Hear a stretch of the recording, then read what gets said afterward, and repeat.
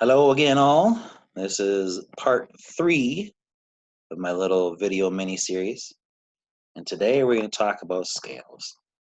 And the reason we're going to talk about scales is this is going to be the majority of your work at home, is figuring out how to make scales and understand how they're made and understand the ways that you can make major scales. And we're actually going to talk about the major scale. So feel free to have a little bit of fun with this. Here we go. So what is a scale? It is basically just a sequence of notes read left to right in one octave, either going up or going down. In this example, we have the C scale. You notice we're reading it left to right. I have one octave, C to C. It's got 8 notes, and it is going up. Little side fact, scale comes from an old word meaning ladder, so it is a ladder of notes going up or down. Sometimes we refer to these as steps. It's like a little stairway. So the characteristics of a scale, there's many different kinds. It depends on its half-step, whole-step pattern, which we're going to talk about in a second. And the main one we are concerned with is the major scale. So this half-step, whole-step pattern is what gives a scale its sound. Some scales have different sounds. The major one, the one we're most familiar with, has the do, re, mi, fa, so sound.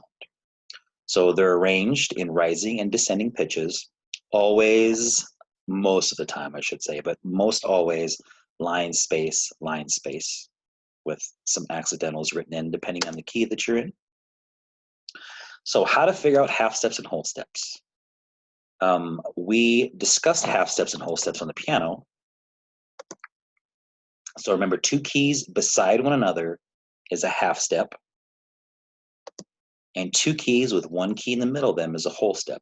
Now, will the key in the middle always be a black key? No, it will not, and we'll watch a visual representation of that in a second. So in this case, we have a half step that's a black key to a white key. So 1 key away. Notice here, our half step is 2 white keys. So 2 adjacent keys, usually a white key to a black key, like in this instance. And the only half steps that are both white keys is E to F and B to C. The reason is because E and F does not have a black key in the middle, and neither does B and C. So B to C and E to F are half steps. Now a whole step is made up of 2 half steps. So using the process of logical deduction, you can see that all the white keys besides E and F and B and C have a black key between them.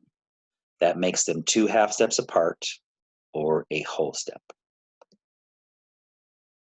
So a couple examples. Here's a white key. There's the key in between. So from this G to A is a whole step. Notice what happens if you start on a black key and not a white one. Sometimes, as in this one, you have a white key in the middle of 2 black keys. But sometimes, if I would start on this key, notice I have to go half, half. So E flat to F is a whole step.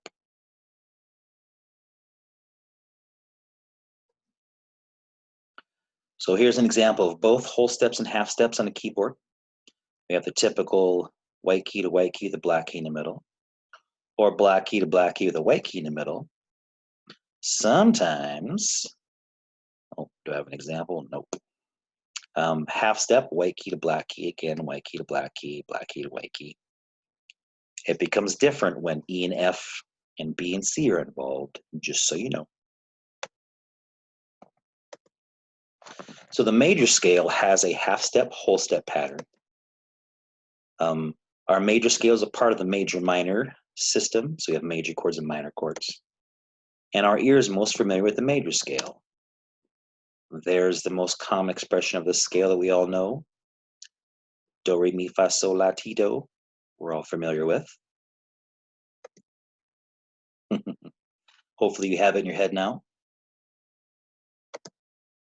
The major scale uses all 7 alphabet letters.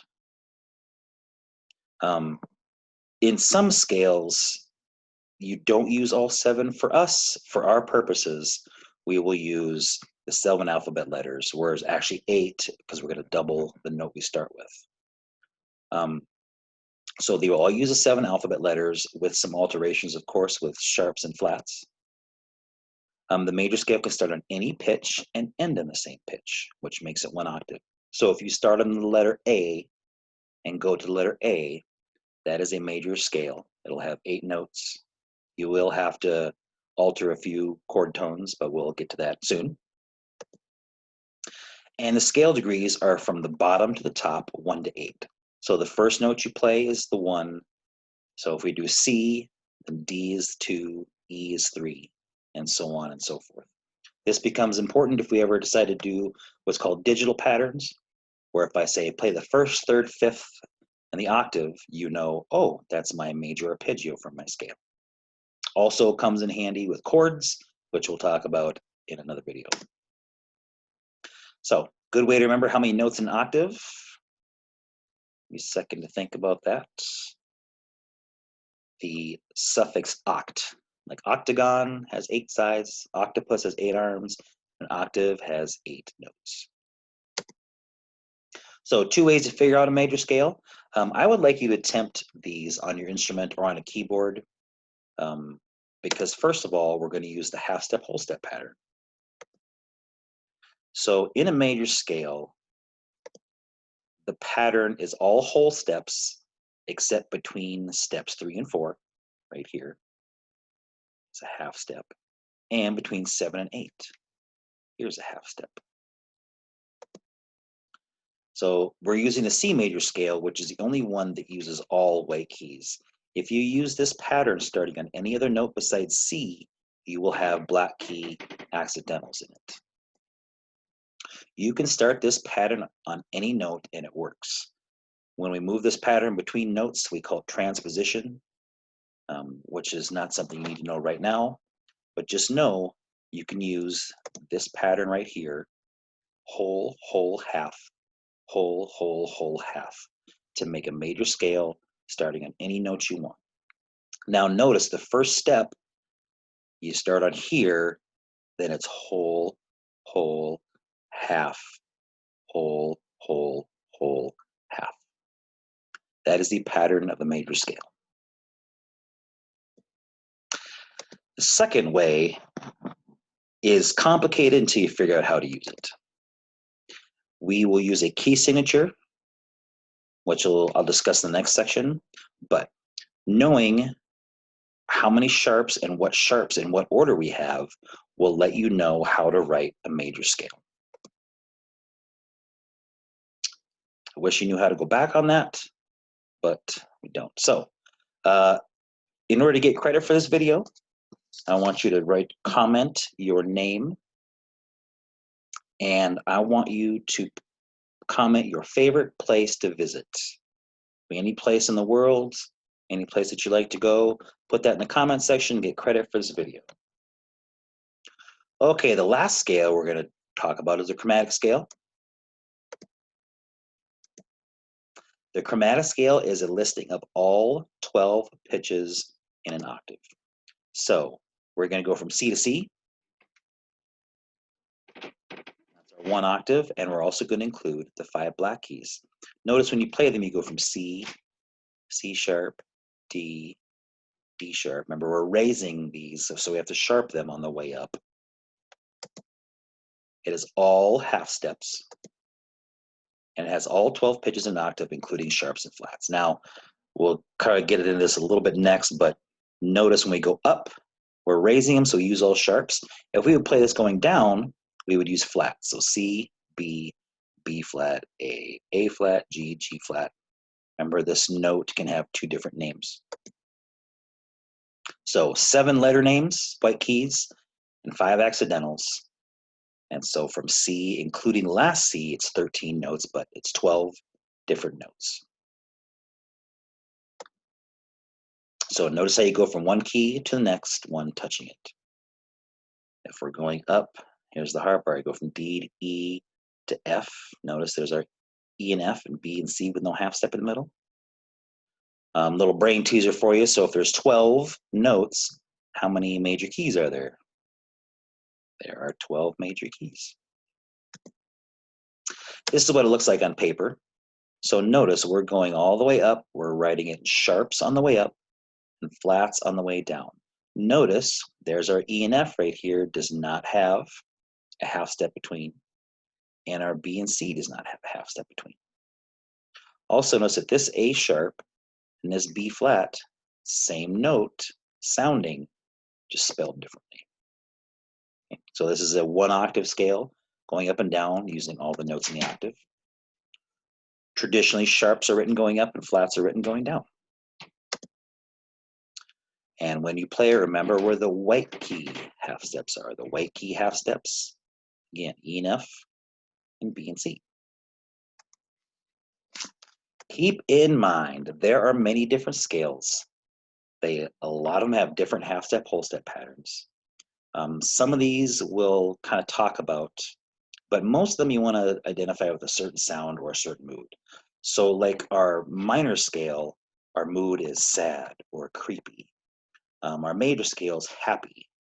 Sometimes scales suggest a certain country or nationality. Like you can hear Spanish music or Russian music. They kind of have their own little scale system. But we will actually do a video, and not a required watching video, on some scale alterations to a blues scale.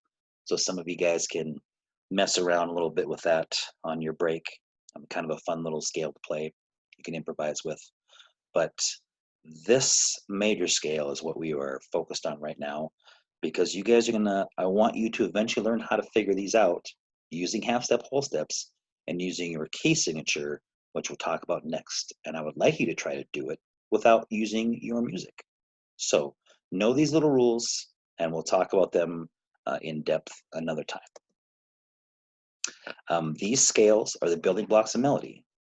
So all your melodies use major scales in conjunction with harmonies to make melodies. And that's what makes scales important.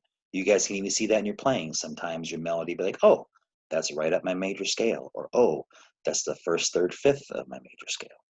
So I want you to kind of start recognizing these patterns in the things that you play. So we will be back with a video soon on how to figure these out with key signatures. I hope for now that you guys are still doing well. I am too.